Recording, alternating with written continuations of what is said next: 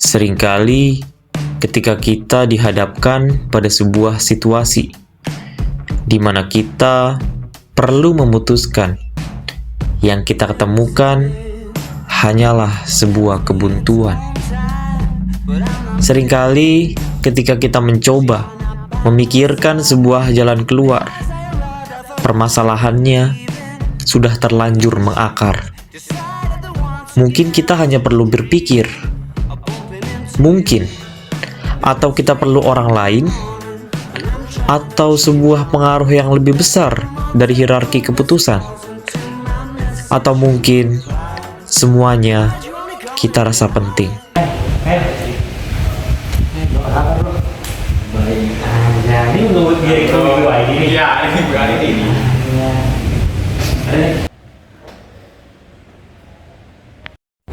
Nah, gimana bisnismu, Han? Katanya kamu mau buka cabang baru. Gimana ya? Gue masih nunggu keputusan yang lain sih. Soalnya kan ini bisnis keluarga gue.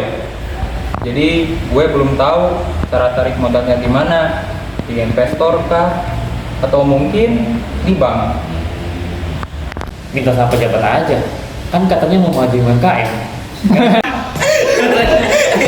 Why'd you only call me when you're high? Somewhere darker, talking the same shit. I need a partner. Well, are you out tonight? It's harder and harder to get you to listen. More I get through the gears, incapable of making.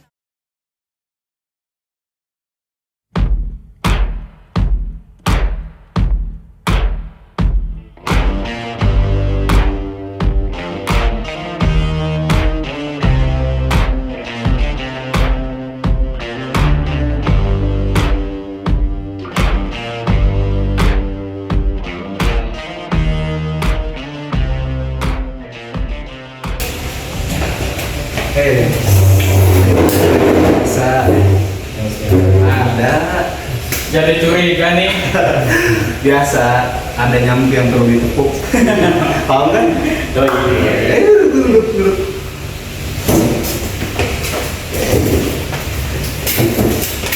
Ya jadi maksud gue buat ngumpulin kalian kan di sini seperti yang sudah pernah gue bilang ke Iman ya, tadi mungkin Iman udah sedikit spill bahwa gue mau diskusi tentang sesuatu, yaitu tentang strategi kita, dimana kita kan walaupun kita masih mahasiswa tapi kita udah membentuk suatu kelompok dan masing-masing dari kita tuh punya bisnis gitu. Farhan dengan bisnisnya bisnis sendiri gitu kan, Iman juga punya bisnis sendiri, kemudian Raffi juga punya bisnis sendiri, begitupun gue juga punya bisnis, tapi kita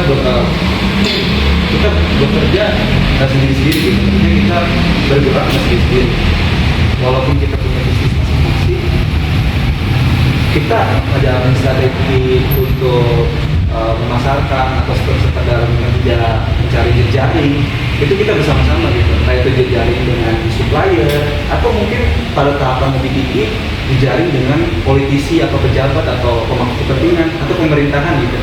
Karena menurut gua penting untuk kita punya hal yang seperti itu. Dan intinya gue bakal ngomongin soal soft skill, keahlian gitu kan, keahlian dalam analisis keputusan yang untuk kita juga ya, dan juga tentang ya mungkin ada kaitannya sama pengaruh, intinya seperti itu. Dan gue mungkin agak sedikit ingat ya Kak, soal mata kuliah gitu. Kita diskusi itu nggak boleh kosong kan, harus ada teori yang kita bahas gitu. Dan teori yang gue bahas, gue ngambil dari mata kuliah kita sih, teori pengambilan keputusan ya.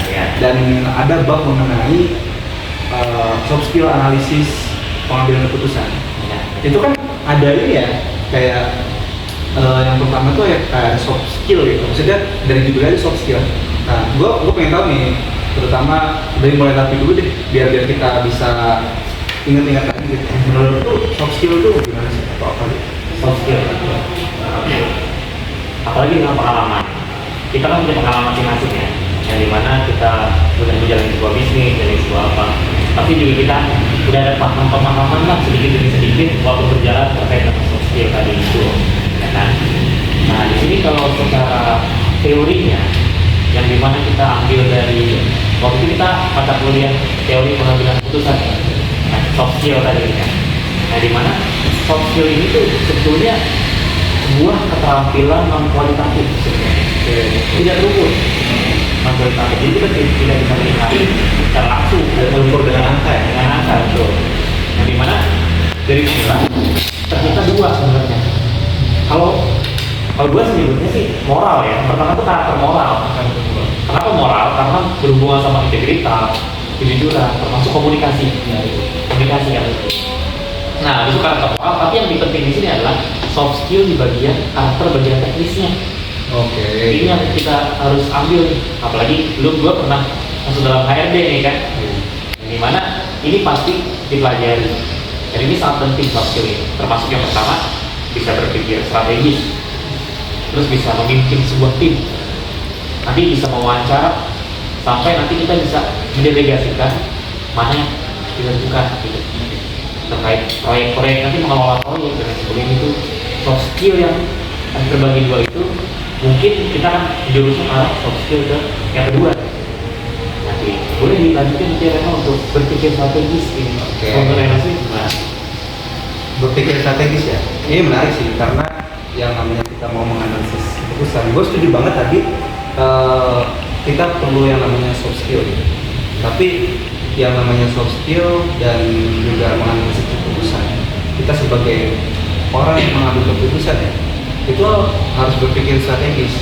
Kenapa berpikir strategis? Karena yang gue pelajari ya, berpikir strategis itu kan tentang bagaimana caranya kita berpikir yang jangka panjang dan sistematis. Jadi bukan cuma jangka panjang doang, bukan cuma berpikir doang gitu, tapi ya sistematis. Maka dalam berpikir strategis ada beberapa hal yang perlu kita semacam apa ya, perhatikan lah gitu, dimana kita perlu untuk mengonsep lah.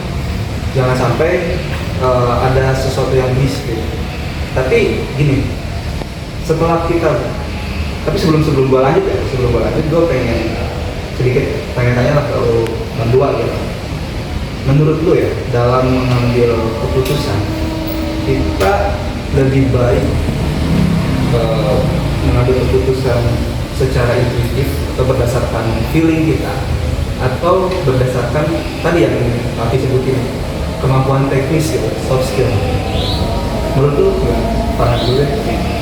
Jadi kalau menurut gua sih mengambil keputusan secara soft skill yang tadi telah dijelaskan oleh Raffi. Nah, kenapa untuk mengambil soft skill ini? Karena ya untuk menganalisa apapun yang akan diambil keputusannya nanti. Dan saya sendiri kan, gue sendiri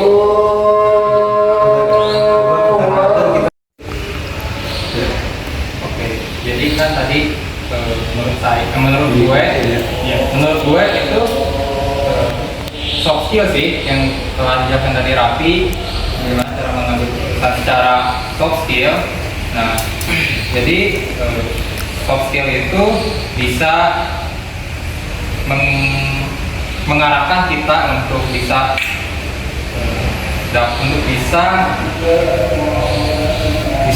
teknis gitu lah ya. Ya, bisa teknis. Jadi gini, gue kan punya bisnis gitu, tapi bisnis itu kan punya keluarga gue juga. Nah, jadi gue nggak bisa mengambil keputusan secara sendiri gitu, perlu menganalisis juga kondisinya seperti apa nanti ketika bisnis itu mulai berjalan. Nah, jadi saya bisa gue bisa memberikan masukan, bisa memberikan bantuan ke keluarga gue gitu untuk bisa bisnis itu berjalan dengan lancar tanpa adanya hambatan. Nah, gue sempat berpikir bahwa soft skill itu bisa menjadi beberapa bagian. Yang pertama itu soft skill, menganalisis atau mengambil keputusan secara besar dan kecil. Yang kecil tadi yang sudah dijelaskan oleh Reno juga, mungkin tentang intuitif atau mengandalkan diri. Pengambilan keputusan secara intuitif itu memang baik, cuman ada tempatnya juga dan ada kondisinya juga. Jadi seperti ya misalkan mau makan apa nih, mau makan warteg, mau makan nasi padang, atau mau makan apa, nah itu kan bisa menggunakan keputusan secara intuitif itu. Tapi ketika telah ingin bekerja, ingin membuka usaha bisnis, itu maksudnya sudah ke soft skill. Soft skill ini dimana memiliki membutuhkan untuk menganalisis juga secara logika, nggak harus mentah-mentah diterima gitu. Jadi ya untuk mengambil keputusan secara riset gitu kan, untuk riset itu kan adalah untuk mengetahui apa kondisi kitanya juga dan kedepannya sesuai tadi pengalaman, berdasarkan pengalaman tadi.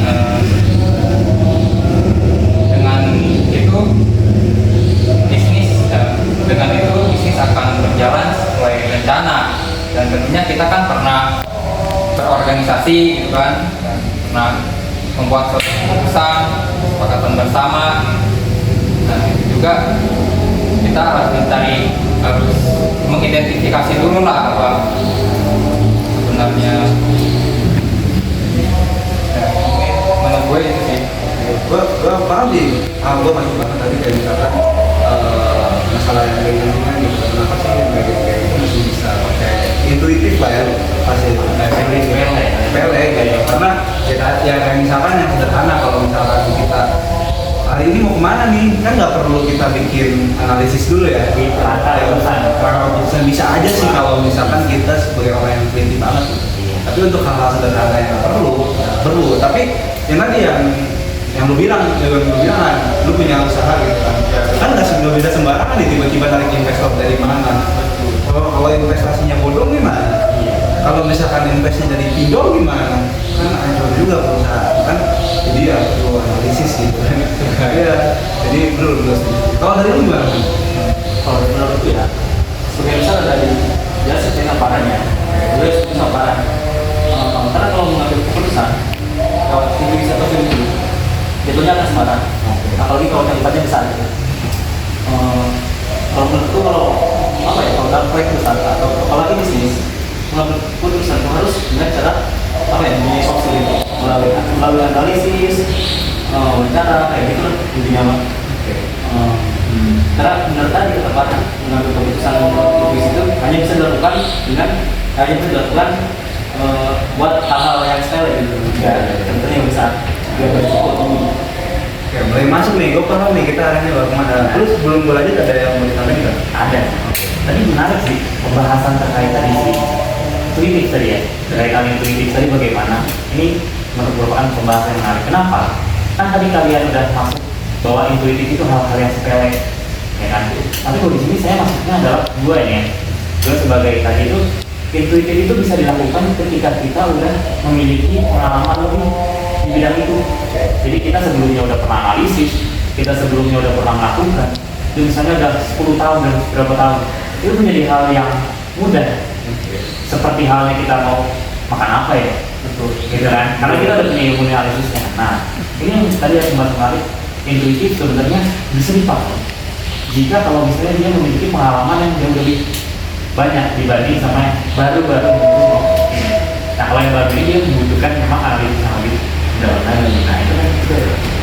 Jadi makanya kan di sini yang ditekankan itu soft skillnya, karena soft skill itu sebenarnya penggabungan antara suatu yang intuitif dan teknis. Jadi walaupun kita sudah punya pengalaman dari sebelumnya gitu kan, kita perlu ambil data juga gitu, ya kan?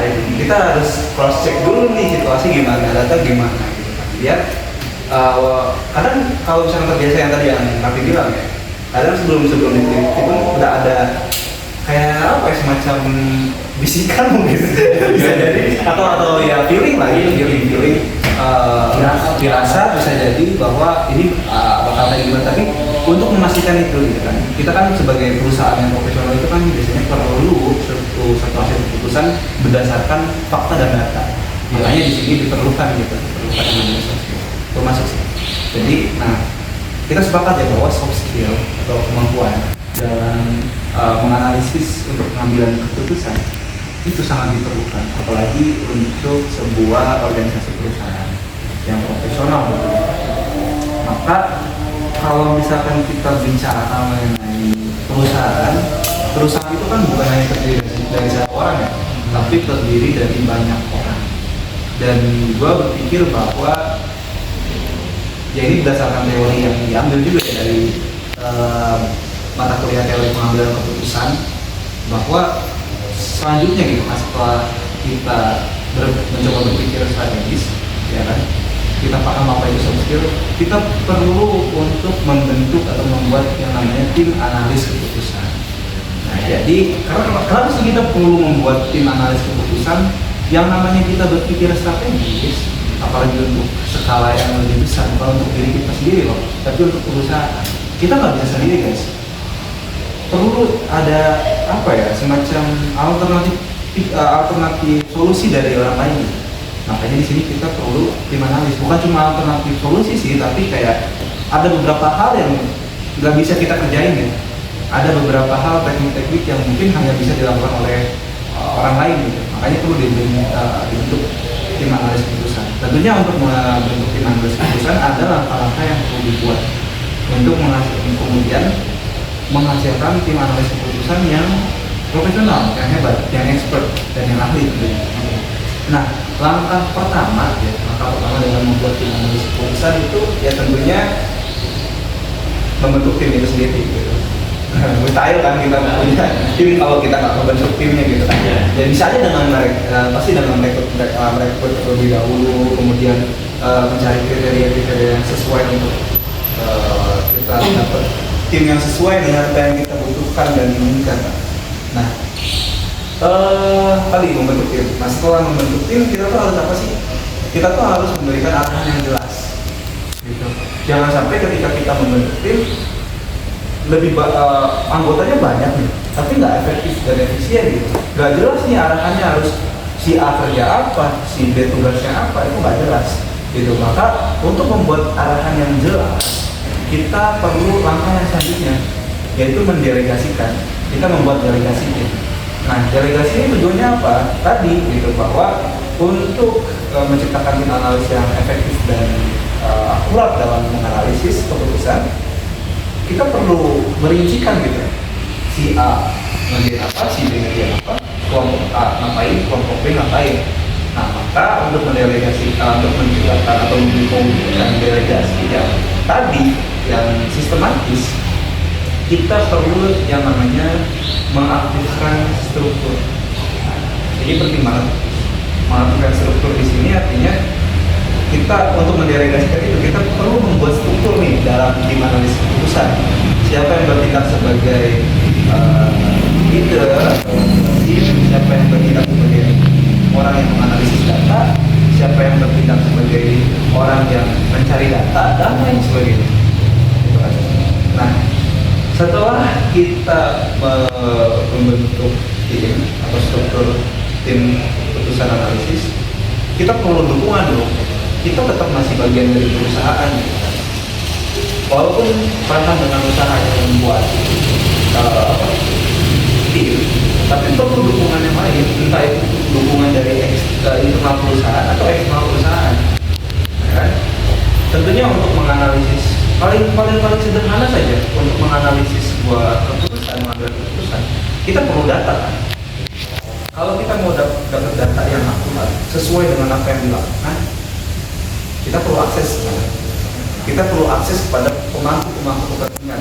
Misalkan kita perlu akses kepada supplier, kita perlu akses kepada manajemen atas, kita perlu akses kepada orang-orang yang menjabat mungkin di pemerintahan kita apapun itu kita perlu akses. Makanya yang selanjutnya adalah dukungan organisasi, itu penting ya. Nah setelah ada dukungan dari organisasi ini, kita udah bentuk tim, kita udah mendelegasikan.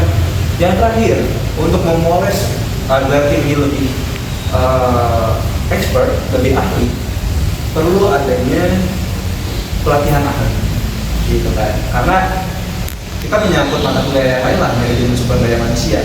Untuk menciptakan sumber daya manusia yang ahli, kita perlu pelatihan dan pengembangan kan. Karena kita perlu pelatih atau coach yang ahli juga gitu, untuk menciptakan tadi gitu, melatih teman-teman di tim agar punya keahlian gitu, sehingga nantinya lebih profesional, teknisnya lebih ahli gitu, lebih jago dan hasilnya pun lebih akurat. Ini gitu. Jadi yang terakhir kita perlu pelatihan. Mungkin pelatihannya bisa 6 bulan atau 3 bulan atau sekedar 7 minggu gitu. Tapi itu penting untuk kita mengambil keputusan. Itu penting banget. Gua sebelum lanjut ya, mungkin sampai di situ. Ada yang lain? Tadi kalau gitu memang sesuai sih, karena kan apalagi gue sendiri kan memang hal itu memang alhamdulillah terjun di situ. Nah itu jadinya tadi apa yang saya sampaikan itu benar ya, yang on the track lah, on the track saat ini sedang dijalankan. Masuk gitu. Tadi ya, berarti kita udah di tahap kita udah ngomongin masalah soft skill, terus kita juga ngomongin masalah berpikir strategis. Itu hal-hal yang dasar sampai kita pada keputusan untuk membuat tim. Siapa aja yang ada di sekitar kita, siapa aja yang akan kita rekrut, kita itu perlu pemikiran strategis juga sebenarnya, untuk pikir siapa sih yang cocok untuk menempatkan posisi A, posisi B. Udah ditempatkan nih, ya perlu dilatih dong, perlu dikembangin dulu dong skillnya gitu kan. Nah, Han,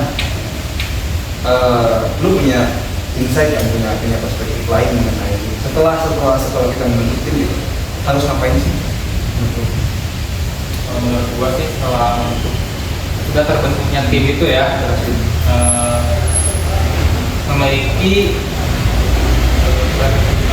tujuan untuk membuat suatu keputusan itu dibarengi oleh yang lain gitu. Tadi kan sudah dikelompokkan si A, si B itu sudah terstruktur.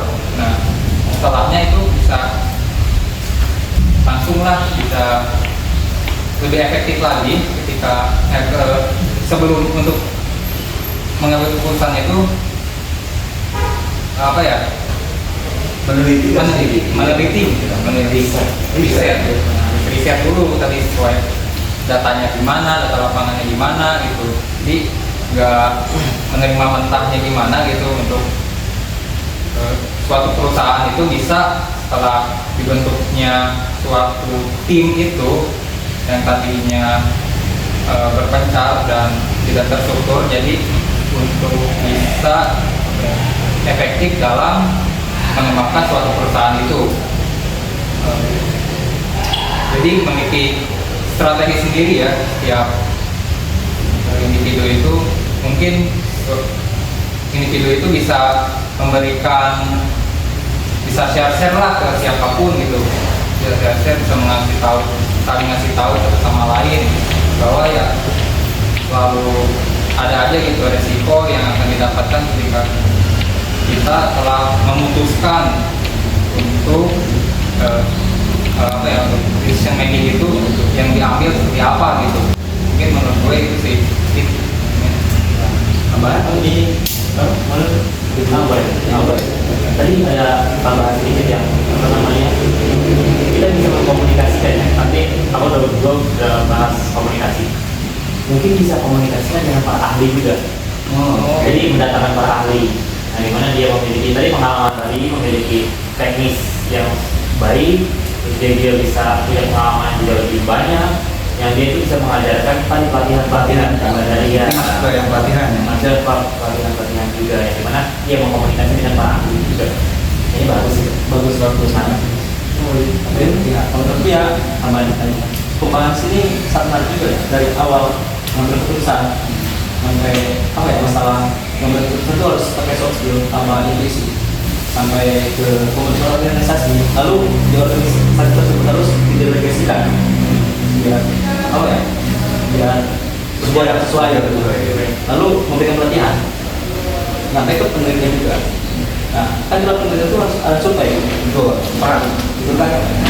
Nah, supaya itu bertujuan untuk mendapatkan hasil yang jelas, nggak bias dalam survei. Survei ini bisa tanya kayak mencari unggal fakta yang lebih dalam. Terus kita harus lebih tahu di lapangan tuh fakta yang sebenarnya itu apa gitu, yang dirasakan responnya itu, nggak asal menebak aja. Nah, survei di sini ada terbagi di dua, ada survei kualitatif dan kuantitatif. Dua survei ini tersebut bisa bisa disebar melalui yang pertama email, yang kedua internet, yang ketiga bisa juga surat. Nah, di tiga tersebut bisa ada plus-minusnya gitu. Kalau email tuh kalau surat tuh bagus, masuk ke responnya lah. Cuma minusnya nggak bisa instan gitu. Kalau dari diri bisa langsung dimulai, udah sama email kan. Kalau email emang cepat, tapi kan minusnya bisa ketemu, bisa kebaca juga, bisa dari responnya. Itu website ini paling bagus karena yang ke satu contohnya melalui e-form atau website. Jadi si responden itu bisa langsung menerima link yang kita kirim. Nah, hasil si responden juga bisa tersebar di e-form tersebut dari beberapa banyak responden. Mungkin ada tambahan dari kalian? Berarti lebih efektif pakai e-form ya? E-form, kuantitatif dan karena ya sebenarnya karena gue juga pernah dulu sebelum sekarang semester 6 ya, waktu semester 4 tuh kita COE ya. Itu nyebar kuesioner langsung loh, langsung pakai apa link ya, gitu. Surat. Jadi ini salah satu. Iya, salah satu gitu kan. Apa kan? Lama ya dan lama cuma Scanning-nya salah satu ya. satu-satu dan yang gimana ya, apalagi respondennya itu ibu-ibu loh. Nah, ini. Itu susah banget ya. Gua harus ke sana. Terus ya ada lah yang koordinir, memang ada, cuman kan kita juga nggak mungkin kan seharian gitu di sana. Ya udah kita serahin aja tuh sisanya gitu kan masing-masing. Nanti kalau misalnya udah selesai kita ambil lagi. Gila, lama banget bro. Gue ikut itu kan? Ikut ya? Ikut scanning itu. Iya. Tapi ya ini kan ngalamin bahwa Iya. lama banget gitu. Dan nungguin kabar buat ngambil lagi si questionnaire itu lama juga. Gitu kan. Jadi ya tadi itu juga kata Iman, mendingan e-form. Waktu itu buang banget kan? Kebuang. Harusnya kita bisa ngolah lebih cepet kan gitu kan, ngolah datanya. Bisa lebih cepet malah. Ya kebuang buat ngumpulin datanya nggak sih? Lalu gimana tadi ngomong Pak? Ya tadi pembahasan apa riset, berarti riset itu survei masuk dalam tindakan dari riset kan risetnya masuk ke dalam survei. Dan udah sih mungkin sekarang kita akan belajar topik yang dimana dari itu udah membahas terkait dari riset, penelitian, juga ada sedikit dari ini dan juga masuk survei. Kita juga jangan lupa bahwa kalau kita sudah melakukan itu semua, kita kan pasti overhead ya, apa ya, kalau misalnya kita terlalu apa namanya kayak apa namanya itu, kalau orang yang belum kayak udah panas dalam pikir terus emosinya udah depresi apa ya, itu kan keputusan secara emosi itu kan terbalik ya kan, yang dimana pasti sangat mempengaruhi sekali. Nah dimana kita butuh ada yang namanya fasilitasi kelompok. Oke, fasilitasi kelompok. Ini masih masuk yang ini kan awal sebelum yang kedua. Oke. Masih fasilitasi kelompok ya. Nah di mana ini tuh kayak pihak ketiga penengah, tapi nggak ikut kita, tapi ikut gitu. Pihak Gimana di belakang ketiga penengah, nggak ikut kita tapi ikut. Berarti iya pihak ketiga sih. Iya, Berarti pihak eksternal ya. Eksternal ya benar. Tapi dari luar. Dari luar ya pasti. Tapi Berarti kita itu terlibat tapi secara tidak langsung atau tidak langsung. secara langsung tapi secara emosional dan teknisnya tuh enggak. Jadi secara visinya, jadi dia melihat keadaan di mana dia ini sesuai visi apa enggak? Sesuai tujuan apa enggak? Kalau di struktur sebagai apa? Berarti sebagai ini ya kayak pengawas, berarti untuk menjaga stabilitas tujuan. Ya benar. Pendengar juga berarti ya. Nah, iya benar. Bahkan di sini ada catatan yang di mana ini namanya ini 10 perintah ini untuk fasilitator. Ya, jadi ini syarat-syarat yang sebenarnya fasilitator jangan melakukan ini. Oh, misalnya kita lihat nih, kita mau lihat fasilitator, kita mempertimbangkan ini nih. Dan ini. Maksudnya hal-hal yang dilarang atau yang Hal-hal sampai yang kelihatan? Yang sampai kelihatan fasilitator? Yang bukan di dari fasilitator. Oh, fasilitator nggak boleh lakuin itu? Iya, Oke. benar. Karena dia jual, yang pertama itu si fasilitator ini dia membantu proses kelompok, tapi bukan menyelesaikan masalahnya. Jadi kalau masalah teknis yang terlalu menjelimet, itu dia nggak masuk, cuma mengingatkan. Kalau dia sampai masuk, itu akan berakibat ke emosi dia sendiri. Gitu loh. Keputusan dari dia itu nggak stabil. Nggak terlalu dicampur? Ayo campur. Itu yang netral ya. Netral. Kayak netral nih kan? Yang tengah gitu. Habis yang kedua, ingat fokus pada tujuan sesi, satu tujuan. Kan per sesi kan. Satu sesi itu dari sisi itu satu tujuan itu harus selesai. Kalau udah, oke kita lanjut. Jangan sampai emosi itu ikut. Itu yang kedua. Yang ketiga, argumen rasional tidak akan menang sama emosional. Artinya apa? Iya, balik lagi dia harus rasional bang. Jangan yang gampang. Ya, yang terbawa ya. Netral lagi loh. Netral dalam diri dia. Iya, benar. Yang ketiga, yang keempat nih, dengarkan kelompok itu, tapi jangan berdasarkan emosi dari balik. Jadi dengarkan misalnya terkait bagaimana perkembangan, jadi berkait dengan pengembangannya, bukan berkait dengan masalahnya. Oke, gitu ya. Jadi kayak udah ada ini, kita ngapain lagi? Nah itu kan kita harus ada. Yang kelima, fleksibel, harus fleksibel ya. Jadi kalau misalnya ada pendekatannya begini, kayaknya bagi gua nih bisa fasilitator nih, dari gua nih gak cocok nih, karena antara satu sama satu bisa berantem. Dia cari jalan lain. Nah, gimana supaya mereka ini bisa nyatu, tidak terlalu overheat dan lain sebagainya gitu. Yang kelima, yang keenam, tunjukkan sikap positif. Harus positive vibes ya? Positif vibes, karena kan mempengaruhi lingkungan kan. Kalau misalnya kita lagi lagi sedih, datang, lagi sedih, pasti kan ikutan sedih dong. Kalau dia nyemurun gimana? Ya, iya kalau makin mana yang juga nih. Nah, ini ada 10 ya. Yang ketujuh, jangan sekali-kali menunjukkan kemarahan Anda pada kelompok. Oh, itu tidak dibenarkan. Balik lagi berarti netral. Netral ya. Kata kuncinya netral. Kenapa nih menarik nih? Dia harus mempertahankan selera humornya. Supaya dia lebih cair. Mencairkan suasana. Iya, jadi kan cuma diem nggak, tapi dia mencairkan suasananya. Balik lagi yang tadi yang terlalu berpikir keras dan gak jadi masalah, dia yang harus Biar tim enjoy juga ya. Tapi balik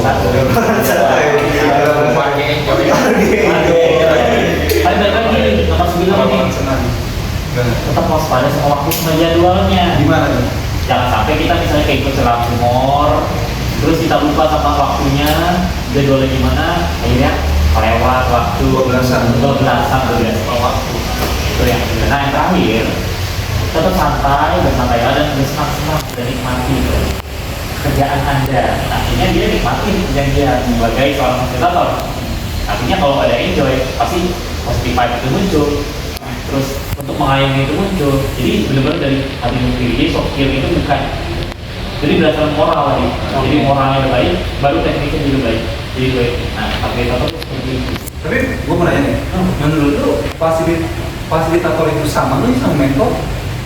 Kalau fasilitator sama mentor, kurang lebih kalau mentor itu dia kadang-kadang hanya beberapa divisi. Jadi kalau fasilitator itu benar-benar keseluruhan. Artinya dia tuh mengawasi semuanya, memperhatikan bagaimana prosesnya dan juga bagaimana alur apakah menuju ke tujuan atau enggak. Tapi kalau mentor itu kadang masih dibantu untuk secara teknis. Kadang mentor ya harusnya ahli di situ di satu bidang. Tadi poin nomor 1 berarti bedanya ya, nggak boleh ikut secara langsung. Iya. Bedanya sama mentor itu guys. Jadi fasilitator tuh cakupannya lebih luas, tapi mentor lebih terjun dalam gitu ya. Iya. Harus ada akal yang di satu bidang itu ya. Jadi tidak bisa fleksibel gitu ya? Dia ada fleksibel fasilitator. Bukan mentor lebih sempit lah, tapi lebih dalam. Lebih dalam. Lebih sempit tapi lebih dalam. Gitu. Kalau fasilitator lebih luas, lebih Dangkal. lebih luar dong. Tapi menarik sih ini lebih sempit ya. Menurut gini. Iya. Bahkan kita bisa bikin ilustrasinya ya bagaimana si mentor bekerja dan fasilitator dan ternyata berbeda. Dan itu menurut gue ya itu poin yang penting banget sih. Jadi selain kita tahu fasilitator itu apa, kita juga bisa membedain dengan mentor. Pertama, jadi pembahasan yang pertama mungkin udah selesai ya. Jadi gue mungkin kilas balik lah. Jadi kita udah ngomongin aja sih. Intinya kita sedikit menyimpulkan dan intinya menjadi sebuah pelajaran buat kita juga gitu. Sudut pandang baru Baru juga. Nanti kita bergerak berdasarkan apa yang kita diskusikan hari ini. Pertama kita belajar mengenai apa itu soft skill. Tadi dijelaskan oleh Aki. Kemudian kita udah belajar apa itu berpikir strategis. Kenapa kita perlu berpikir strategis. Nah, lalu setelah berpikir strategis kita perlu nih membuat yang namanya tim analisis keputusan. Nah, kita belajar dari mulai bentuk tim, terus memberikan arahan yang jelas, sampai pada bentuk delegasi, bentuk struktur, kemudian dukungan organisasi, sampai pada pelatihan ahli yang tadi mungkin agak mirip-mirip sama fasilitator. Beda ya? Beda. Kalau fasilitator beda. Oke. Terus selanjutnya ada setelah kita membentuk tim kan perlu meneliti dong. Ya, tadi juga udah dijelasin oleh Farhan ya, bagaimana kita perlu meneliti untuk mengambil keputusan riset ya. Kita perlu merisetkan juga yang namanya meneliti perlu ada yang namanya survei atau wawancara tadi dijelaskan oleh Iman.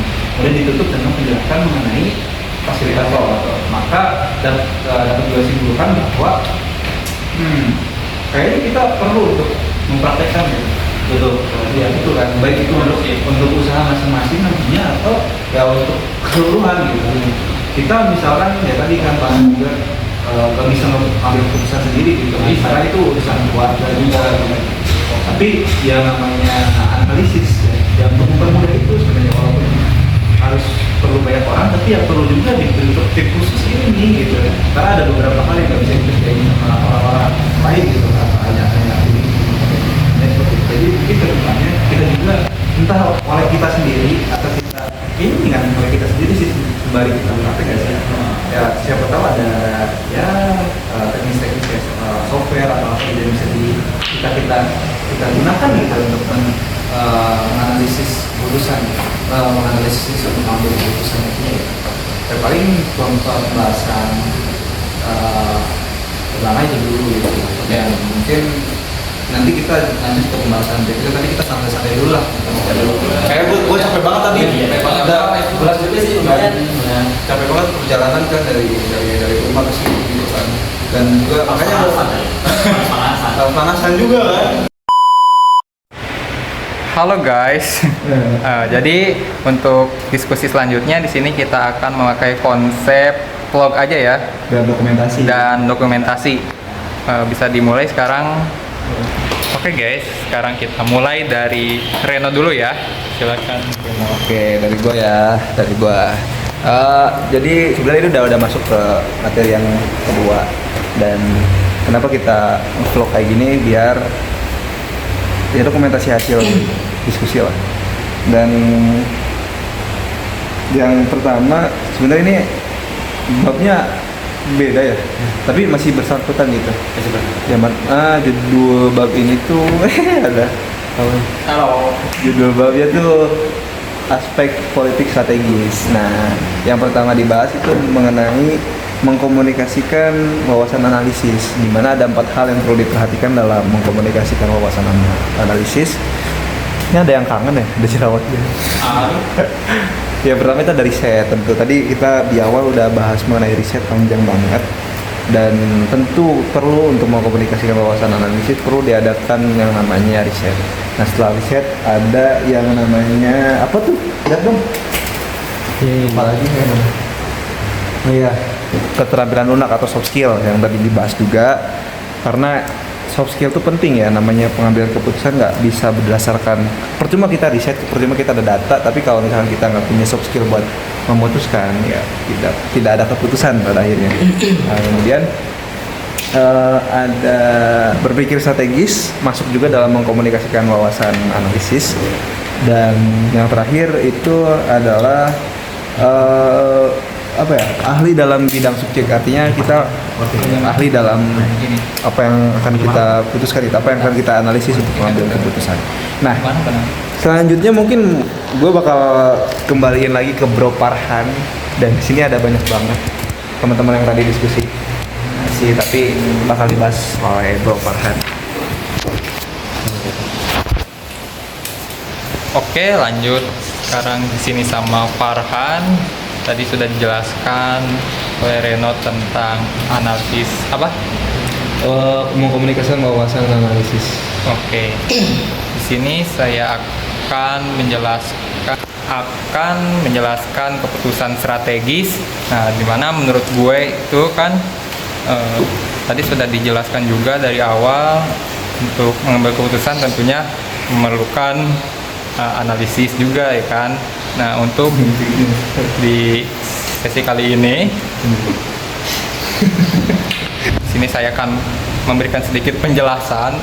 Nah, di mana dari keputusan strategis ini ada dari rumit dan signifikan, terus ada dari rentan ketidakpastian. Nah, di sini di mana pengambilan keputusan ini harus ditangani oleh yang profesional. Jadi tidak bisa sembarang orang untuk mengambil keputusan ini, karena ya ini cukup penting bagi keberlangsungan hidup masyarakat. Terima kasih, saya serahkan ke Bro Iman. Halo bro. Oke, di sini ada apa ya? Bagian terakhir, dan di sini ada Bro Rapi. Bro Reno apa? Itu Bro Rafi yang itu deh. Oh ini. Nah, oke, di sini keputusan adalah bagi keputusan itu penting bagi kelangsungan organisasi, yang artinya keputusan itu apa ya? Jadi titik kita lah gitu. Kalau sebuah organisasi salah mengambil keputusan, malah akan menjadi bumerang gitu, malah akan menjadi kehancuran untuk organisasi tersebut. Betul tidak? Betul tidak guys? Hidup semua. Hidup. Nah, apa ya? Keputusan itu sangat penting gitu. Keputusan untuk meningkatkan. Nah, keputusan itu sangat penting untuk meningkatkan suatu organisasi jika keputusan itu tepat itu. Dan di sini ada implikasi besar distribusi sumber daya dan dalam organisasi. Contohnya seperti apa ya? Mendistribusikan kayak keuangan, sumber daya manusia dalam organisasi tersebut, kayak modal harus didistribusikan dengan benar, harus ya intinya gitulah, mengimplikasikan distribusinya kayak ke apa ya ke berbagai berbagai aspek masing-masing agar tepat itu melakukan keputusannya. Oke guys, ya cukup sekian dari saya. Berapa ya mau menambahkan sedikit boleh. Oke. Anjay. Nih ada tambahan sedikit teman-teman terkait materi ini. Jadi yang menarik di sini adalah sebenarnya perilaku politik itu penting teman-teman. Perilaku politik yang dimana itu kan tadi dibahas sama Farhan, kalau misalnya rasionalitas itu juga harus ditumbuhkan gitu, rasa rasionalitas dalam mengambil keputusan. Tapi di sini juga ada beberapa yang mereka itu mempertimbangkan perilaku politik yang berasal dari kekuasaan hierarkis. Kalau kita tahu kan ada hak veto dan lain sebagainya, itu kan bentuk dari kekuasaan hierarkis yang dia bisa menguasai sebuah keputusan gitu. Makanya di sini tuh ada juga banyak bahasan-bahasan lain yang mungkin nanti mungkin itu tambahan dikit aja sih. Iya benar. Tadi menarik sih, apa tadi? Tambahin lagi Tentang apa? Hierarki kekuasaan. Iya sih. Tadi juga kan sempat dibahas mengenai dukungan organisasi ya. Di awal-awal tuh mengenai bentuk tim. Nah, itu salah satunya. Gitu. Kenapa materi ini saling berkaitan? Karena itu. Karena kita juga perlu power gitu kan. Power dalam tim analisis. Tapi ya intinya itu aja sih, paling Nggak ada tambahan lagi teman-teman yang lain? Gimana? Nggak ada tambahan lagi ya? Aman semua. Jadi ya paling diskusi kita udah mencukupkan, dan sebenarnya kesimpulan kita udah kita udah menyimpulkan pokoknya di sebelum ini ya. Jadi diskusi sebelumnya, jadi sekarang ya tinggal kita menutupannya ya, ngobrol santai dulu lah ya. Oke. Bye. Bye. Ya paling gitu aja guys. Seru juga ya diskusi hari ini, dan ada outputnya juga gitu. Nah, sering-sering ilmu apalagi gitu kan. Ya, kalau gitu, kalau diberi kesempatan kita lanjut lagi ya. Kita diskusi lagi. Ya man, gimana? Oke, aman bro. Kita cabut duluan ya. Mau ada urusan nih. Ayo man. Yuk. Yuk.